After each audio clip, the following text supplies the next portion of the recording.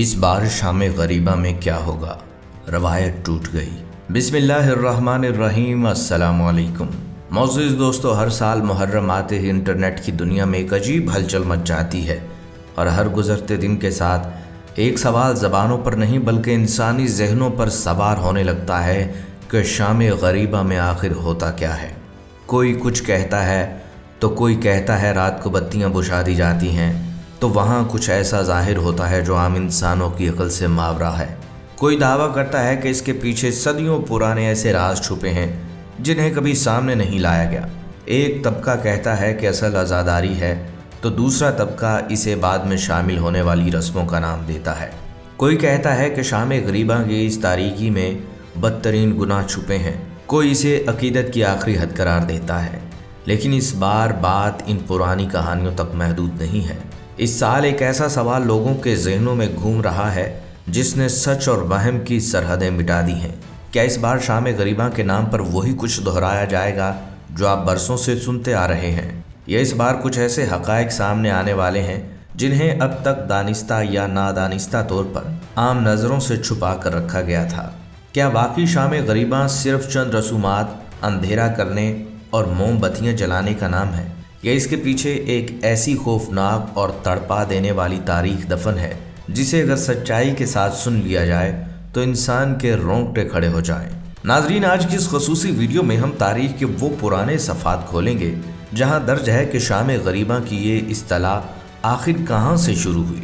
मुहर्रम की 10वीं तारीख ढलते ही करबला के इस उजड़े हुए मैदान में जब खैमों को आग लगा दी गई तो पहली अंधेरी रात को अहले बैत के मासूम बच्चों और बेसहारा ख़वातीन पर क्या गुजरी थी, और वो कौन सी बातें हैं जिन्हें वक्त गुजरने के साथ साथ अवामी रवायतों का लिबादा ओढ़ा दिया गया। मुअज़्ज़िज़ दोस्तों, शाम गरीबा की असल हकीकत को समझने के लिए हमें सबसे पहले लफ्ज़ शाम गरीबा के लग़वी मानी और इसके आगाज़ की कड़ियों को जोड़ना होगा।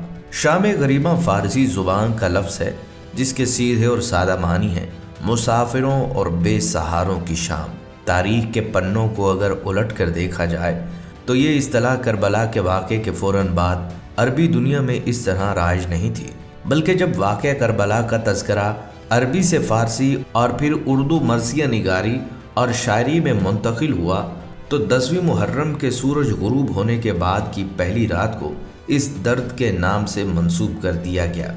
यही वो रात है जो 10वीं मुहर्रम के सूरज की गुरूब होने के बाद शुरू होती है, जब मैदान करबला में हक़ व बातिल की आखिरी जंग तो ख़त्म हो चुकी थी, मगर अहले बैत के लिए आजमाइशों का एक नया बाब खुल चुका था। खैमे नजर आतिश हो चुके थे, काफिला बिखर चुका था और वो अजीम हस्तियाँ जिन्होंने हक़ के लिए सब कुछ कुर्बान कर दिया था, अब बेसरो सामानी के आलम में एक ऐसी रात गुजार रही थी जिसे तारीख ने शाम गरीबा के नाम से याद रखा। लेकिन आज हमारे मुआशरे में इस नाम के गिर्द एक अजीब सा वहम का जाला बन गया है। इंटरनेट पर फैली वीडियोस में ये तासुर दिया जाता है कि शाम गरीबा कोई अलग से मखसूस रस्म या कोई ऐसा अक़ीदा है जो बाद में ईजाद किया गया। कुछ लोग तो यहाँ तक कह देते हैं कि ये अंधेरा करना सिर्फ एक ड्रामाई मंजरकशी है जिसका हकीकत से कोई ताल्लुक नहीं। आखिर ये बातें मुआशरे में इतनी गहराई तक पहुँची कैसे? इसकी सबसे बड़ी वजह इल्म और मुताले की कमी है। जब एक आम इंसान तारीख की मोतबर किताबों का रुख करने की बजाय सिर्फ सोशल मीडिया की हेडलाइंस पर भरोसा करता है तो वो इन खुद साख्ता नज़रियात का शिकार हो जाता है। लोग ये भूल जाते हैं ये कोई जादुई या पुरस्रार रात नहीं थी, बल्कि ये तारीख़ इंसानी की वो सबसे ज़्यादा मज़लूम रात थी जिसका एक एक लम्हा मुस्तनिद तारीख़ में महफूज है। 10वीं मुहर्रम का सूरज जब गुरूब हो रहा था तो करबला का मैदान मक्तल बन चुका था, जहाँ इमाम हुसैन रज़ियल्लाहु ताला अन्हु और उनके बावफा साथी भी शहीद हो चुके थे। तारीख़ तिबरी और मुस्तनिद तरीन किताबों में इस रात के जो अहवाल मिलते हैं वो किसी भी साहिब दिल इंसान की आंखों में आंसू लाने के लिए काफ़ी हैं। मुस्तनिद रवायात के मुताबिक जैसे ही असर का वक्त गुजरा और सय्यदुश्शुहदा की शहादत हुई, उमर बिन साद की फ़ौज ने ख़यामे अहले बैत का रुख किया। उन्होंने न सिर्फ इमाम हुसैन के बीमार फर्जंद इमाम ज़ैनुल आबिदीन अलैहिस्सलाम के खैमे पर हमला किया, बल्कि नवासे रसूल सल्लल्लाहु अलैहि वसल्लम की बेटियों और बच्चों की चादरें और मालो असबाब तक लूट लिया। तारीख़ गवाह है कि शिमर बिन ज़िलजोशन और उसके सिपाहियों ने इन खैमों को आग लगा दी اب ذرا اس منظر کا تصور کیجئے جسے آج شام غریبہ کہا جاتا ہے۔ ایک طرف اندھیرا بڑھ رہا تھا، دوسری طرف خیمے جل رہے تھے۔ معصوم بچے جن کے سروں سے باپ کا سایہ اٹھ چکا تھا، وہ خوف کے مارے تپتے ہوئے صحرا کی طرف بھاگ رہے تھے۔ حضرت زینب اور ام کلثوم رضی اللہ تعالیٰ عنہ ان جلتے ہوئے خیموں کے درمیان کبھی امام زین العابدین کی حفاظت کرتی تو کبھی ان چھوٹے بچوں کو اندھیرے میں ڈھونڈ کر ایک جگہ اکٹھا کرتی۔ یہ وہ ہولناک حقیقت ہے جس کا کسی پراسراریت یا جادوئی کہانی سے کوئی تعلق نہیں۔ یہ خالصتاً ایک مظلوم کنبے کی بے چارگی، صبر اور استقامت کی رات تھی۔ رات کے اس پہر عمر بن سعد نے خیموں کے گرد سخت پہرا لگا دیا تھا تاکہ کوئی ان کی مدد کو نہ آ سکے۔ اہل بیت نے وہ رات زمین پر بغیر خیموں کے کھلے آسمان تلے گزاری۔ امام زین العابدین شدید علیل تھے اور خواتین رات بھر جاگ کر معصوم بچوں کی حفاظت کرتی رہیں۔ اب آتے ہیں اس سب سے بڑے سوال پر جس کے گرد یوٹیوب پر سب سے زیادہ ویوز بٹورے جاتے ہیں کہ شام غریبہ کی مجالس میں لائٹیں یا بتیاں کیوں بجھائی جاتی ہیں اور اس کے پیچھے کیا کہانی ہے۔ سوشل میڈیا کے دور میں اس عمل کو ایک خوفناک یا پراسرار شکل دے کر پیش کیا جاتا ہے، جس کی وجہ سے دوسرے طبقے کے ذہنوں میں یہ شک پیدا ہوتا ہے کہ شاید یہاں کچھ غلط ہو رہا ہے۔ لیکن اگر ہم اس روایت کی وجوہات کو علم اور عقل کی کسوٹی پر پرکھیں تو سچائی انتہائی سادہ اور دل کو چھو لینے والی ہے۔ مجالس شام غریبہ میں روشنیوں کو گل کرنے یا بتیاں بجھانے کی کوئی مذہبی یا شرعی مجبوری نہیں، بلکہ یہ صرف اور صرف ایک علامتی اور سوگوارانہ انداز ہے۔ اس کے پیچھے دو انتہائی اہم وجوہات ہیں۔ ایک، کربلا کی اس اندھیری رات کی یاد جب 10ویں محرم کے خیمے جل گئے تو بیویوں اور بچیوں کے پاس روشنی کا کوئی انتظام نہیں تھا۔ وہ گپ اندھیرے میں صحرا میں تنہا تھے۔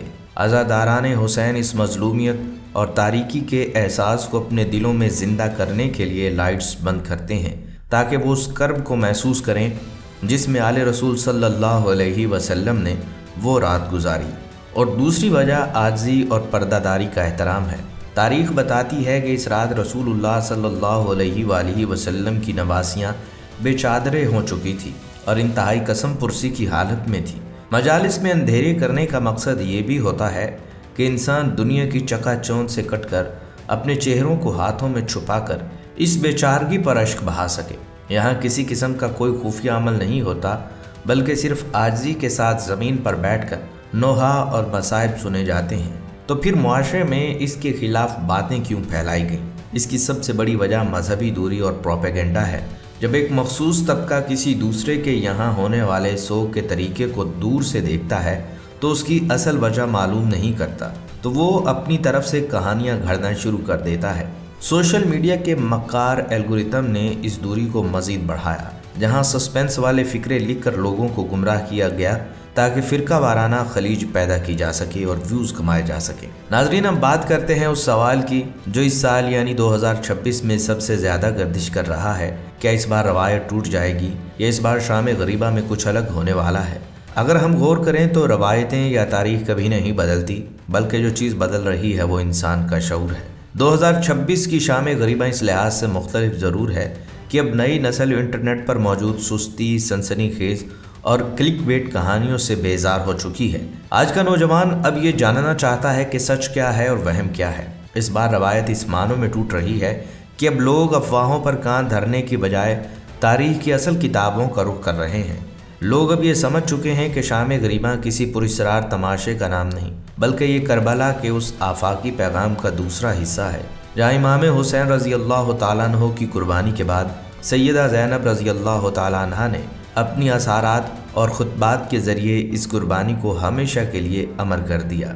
معاشرے میں پھیلی نفرتوں اور غلط فہمیوں کا علاج صرف اور صرف علم ہے۔ جب ہم ایک دوسرے کے عقائد اور روایات کو سنسنی خیز چشموں کی بجائے تاریخ کے مستند آئینوں میں دیکھیں گے تو ہمیں معلوم ہوگا کہ جہاں درد مشترک ہو وہاں اختلاف کی گنجائش نہیں رہتی۔ شام غریبہ ہمیں سکھاتی ہے کہ جب حق کے لیے سب کچھ لٹ جائے تب بھی باطل کے سامنے سر نہیں جھکایا جاتا۔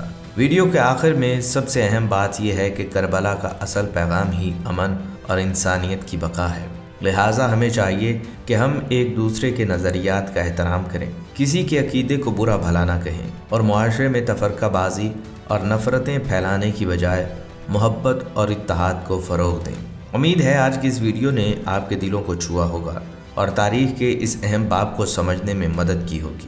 اب ہم آپ سے اجازت چاہیں گے۔ اپنا اور اپنے پیاروں کا بہت سا خیال رکھیے گا۔ اللہ حافظ۔